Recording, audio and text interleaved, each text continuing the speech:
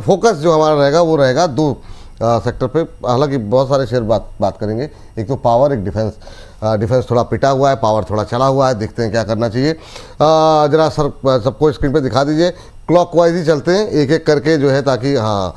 तो प्रदीप सर का ही नंबर पहले आएगा क्योंकि क्लॉकवाइज में आज सबसे ऊपर प्रदीप सर है। तो प्रदीप सर जरा देखिए सर, सीमेंस एनर्जी, मतलब ये जितनी भी ये एनर्जी सेक्टर में जो रैली आती हुई दिखाई दी है, आप इसको कैसे देख रहे हैं, और सीमेंस एनर्जी में अभी कितना दम आपको दिखाई दे रहा है?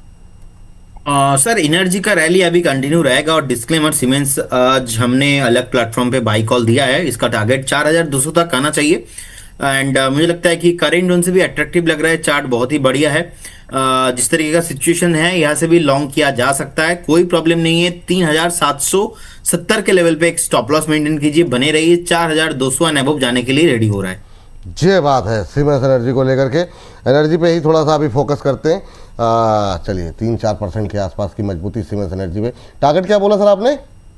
सर इमीडिएटली आप 3 से 4 दिन टाइम देंगे तो मुझे लगता है कि 4200 एंड अबव जाने के लिए रेडी हो रहा है। चलिए, तो यहाँ से 100 रुपये के अपसाइड की संभावना है। नहीं, 200 रुपये क्यों, 4200 बोला ना आपने, तो अभी अच्छे खासे अपसाइड की संभावनाएं आप देखने को मिल सकती है 3-4-5 दिन के अंदर।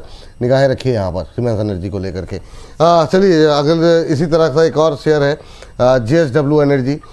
इस पर थोड़ी सी हम लोग कम बात करते हैं, सीमेंस एनर्जी, JSW एनर्जी पे, लेकिन ये चला अच्छा है। ये भी एक महीने में 9% के आसपास की रैली देखने को मिली है। सर जरा देखिए, रचित सर, क्या व्यू रहेगा आपका JSW एनर्जी को लेकर के?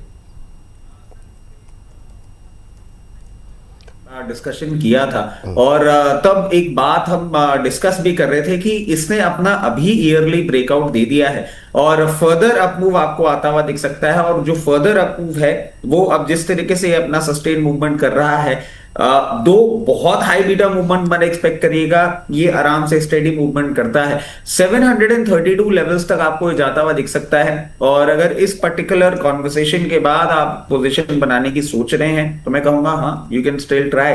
और अगर मैं आपको 732 के टारगेट्स दे रहा हूं तो 558 का एक स्टॉप लॉस भी सुझाऊंगा, जिसके नीचे अगर क्लोजिंग बेसिस बंद हुआ तो आपको निकलना होगा। अपना रिस्क रिवॉर्ड मैनेज करते हुए पोजीशन बनाइएगा। चलिए ठीक है, ये बात यहाँ पर निकल करके आई है। मैम जरा देखिए आप अदानी पावर, अदानी पावर पे अब क्या करें? 250 का लेवल टेस्ट करने के बाद थोड़ा सा सुस्त हुआ है, कोई खास परिवर्तन नहीं है। आज भी हमने देखा 254 तक गया था। अब इन लेवल्स पे क्या थोड़ा सुस्ताएगा, कंसोलिडेट होगा, या आपको ये लेवल भी ठीक लग रहे हैं एंट्री के लिए? नहीं, ये लेवल बिल्कुल ठीक नहीं है एंट्री के लिए। बिल्कुल जी, थोड़ा सा भी संभल जाओ। सी अच्छा काउंटर है, आई एग्री, रिकमेंडेशन रही है, वो सबको मालूम ही है, लेकिन अभी मत खरीदो, रिस्क रिवॉर्ड खराब है। बस इतना अगर आप समझते हैं तो you will plan it well. तो आज रुक जाते हैं। एनर्जी में अभी भी मजबूती रहेगी। दिसंबर लगातार रिकमेंड करते आ रहे हैं, तो अभी भी वो मजबूती का समय है। तो अभी थोड़ा आप रुक जाओ। खरीदने के लिए आप कोशिश करें 230 तक भी मिले तो चलेगा, बट अभी 247 है। जितना सस्ता खरीदोगे उतना आपका रिस्क रिवॉर्ड बेटर बन जाएगा। तो आज रुक जाइए, कल वगैरह नेक्स्ट हफ्ते देखते हैं इसको कहां पर बाय बन सकती है। और हाँ, ऐसा कोई जरूरी नहीं है कि नीचे टूटे गए, क्योंकि जो एनर्जी सेक्टर की जो मजबूती है हो सकता है ब्रेकआउट कर दे, लेकिन स्टॉप लॉस कहाँ लगाना है वो इंपॉर्टेंट है। तो अभी इसलिए थोड़ा रुक जाइए। अगर ब्रेकआउट होगा तो ब्रेकआउट के बेस पर ट्रेड दिया जाएगा दोबारा से, एक्चुअली 12 से। तो फिलहाल आप रुक जाइए, अगले हफ्ते इसको फिर से एक बार रिव्यू करेंगे। जिनके पास है वो इस बीच में 230 का स्टॉप लॉस ट्रेलिंग का लगाना चाहिए उनको भी। In fact why don't you book your profit here? I mean अगर आपके पास आपको पूरा मिला ही है, फॉर एग्जांपल आपने 220 मोस्ट रिसेंट जो रिकमेंडेशन थी वो 220 की थी, 220 से भी तो 250 आया ही है ना। सो इट्स लाइक 5-6 दिन 10-12% तो मिल ही रहा है। मंथ क्लोज कर लो अपना पॉजिटिव, दोबारा जब एंट्री मिलेगी तब देख लेंगे। एनीवेज, अगर आप आधा मिला हुआ है, मान लीजिए अब 220 पे और आपके कहने पे नहीं खरीदा, कहीं और से सुन करके 40 पे लिया, 35 पे लिया, वो भी बुक कर ले प्रॉफिट एक बार के लिए 10-12 रुपए। कहीं और से अगर सुन लिया है तो बोनस देखा करो। ठीक है, वाह, फिर भी वाह। 230 का स्टॉप लॉस फिर भी जरूरी है। डू मेंटेन स्टॉप लॉस है 230, ये जरूरी है। और मेरे ख्याल से ये स्टॉक विपुल जी 142 145 के भाव से मैं रेकमेंड करते आ रही हूँ। मेरी सलाह में बी स्मार्ट, आई मीन आधा बुक कर ही लो और 230 पर ट्रेडिंग लगा के रखो। जी। मतलब जस्ट फॉरगेट अबाउट कि आगे ठीक। क्या होगा, आगे बहुत अच्छा इसका फ्यूचर है, लेकिन आप अपना अपना देखो, अपना प्रॉफिट बुक करो आधा। चलिए ठीक है ma'am. CG power and just एक फाइनल अपडेट, एक कोफोर्ज 112 हाँ। 1200 1230, इन तीनों प्राइसेस पर मैंने आपको कई बार रिकमेंड किया है। आज कोफोर्ज में 1445 का हाई बन गया है। 1450 पहला टारगेट है। जिनको पहले टारगेट पर बुक करना था, प्लानिंग किया था, वो अभी यहाँ पर आप बुक कर सकते हो। अभी 1437 चल रहा है, लेकिन अगर आपने आज बुक नहीं किया तो जी। स्टॉप लॉस ट्रेल कर लीजिए आपका 1300 पर। किसी को फ्रेश बाय करना है अभी कर सकते हो, लेकिन जो आगे के टारगेट जी। है, आपके टारगेट रिवाइज हो जाएंगे। जी मैम, हाँ बताइए जी मैम। जी, टाइम बहुत कम। तो आपके टारगेट जी आपके टारगेट रिवाइज हो जाएंगे 1600 से 1850 के। स्टॉप लॉस होगा 1300 का। ठीक। चलिए जो है सीजी पावर लेकर के आते हैं स्क्रीन पर। सीजी पावर प्रदीप सर देखिए जरा, 927 के आसपास चलता हुआ आधा पौना % नीचे, लेकिन काफ़ी अच्छा मोमेंटम यहाँ पर भी देखने को मिला है। 12-13% की रैली एक महीने में देखने को मिली है। आज की इस सुस्ती में क्या करना चाहेंगे आप? विपुल जी देखिए, ऑलरेडी यहाँ पे हमारा एक्टिव बाई कॉल है ऑलमोस्ट 845 850 से 927 चल रहा है स्टॉक। यहाँ से भी मुझे लगता है कि 1150, उसके बाद 1200 तक मूव दे सकता है। ब्रेकआउट के बाद अभी रिट्रेसमेंट उतना हुआ नहीं, लेकिन स्टॉक में स्ट्रेंथ है, ये आगे भी कंटिन्यू होना चाहिए। टारगेट रहेगा 1200 के आसपास। स्टॉप लॉस आपको करेंट जोन से देखा जाए तो मुझे लगता है कि एक बार 865 के लेवल पे मेंटेन करके जाना चाहिए। चलिए ये बात है यहाँ पर सीजी पावर को लेकर के। सीजी पावर के बाद सर एक रिजल्ट जो आए हैं डिफेंस में बीडीएल के, उसने थोड़ा सेंटिमेंट ख़राब किया है, और ये जो गिरावट है कहाँ तक जा सकती है? काफ़ी लोगों की पोजीशन है, परसों टूटा, आज फिर टूटा, 1200 के आसपास आ चुका है। आप कैसे देख रहे हैं बीडीएल पे, आपका व्यू?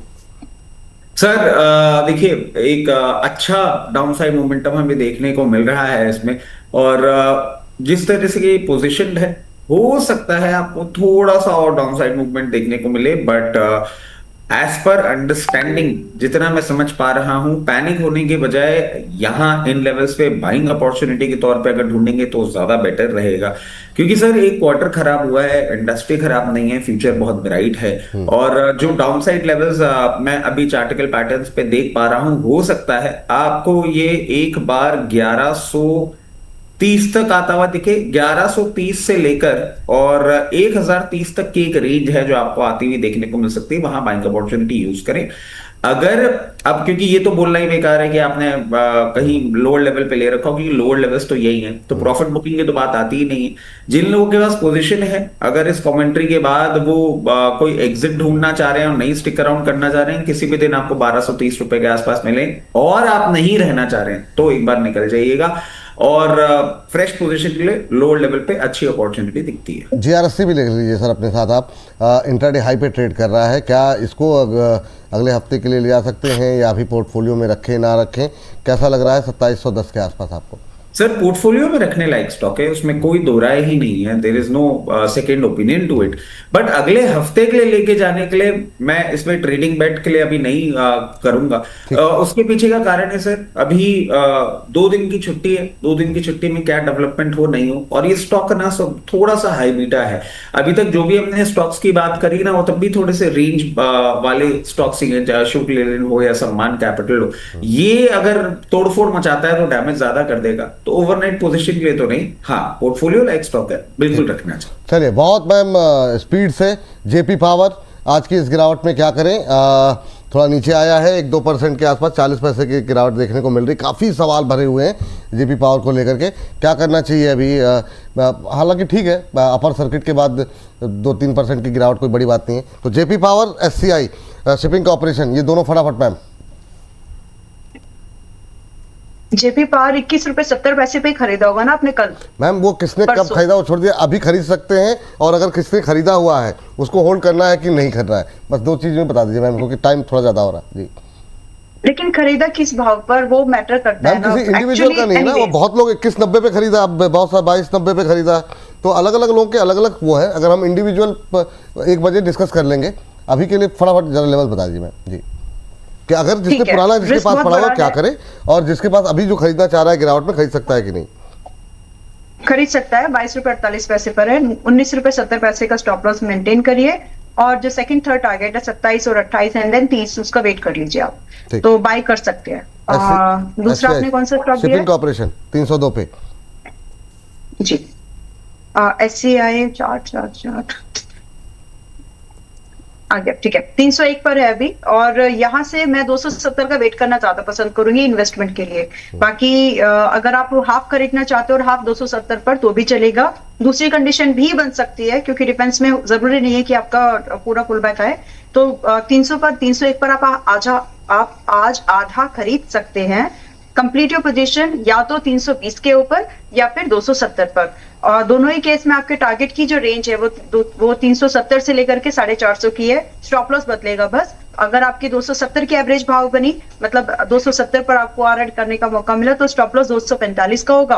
और अगर 320 के ऊपर आपका प्रॉफिट पिरामिडिंग करने का आपको मौका पहले मिल गया, तो उस केस में आपका स्टॉप लॉस 270 का होगा। ठीक। तो इसको भी आधा तो आज बाय कर सकते हैं, सब्जेक्ट टू दिस कंडीशन जो दिया है। थर्ड स्टॉक चलिए, बस दो ही है मैम अभी के लिए। Tata power, R power. Okay. Pradeep sir जरा बताइए क्या करना है। आर पावर में टेक्निकल चार्ट्स क्या कह रहे हैं? फंडामेंटल तो बहुत सारी समस्याएं आ रही हैं, पर ये जेपी पावर या इस तरह की जब खबरें आती हैं, तो ये आर पावर में थोड़ी सी गतिविधि देखने को मिलती है।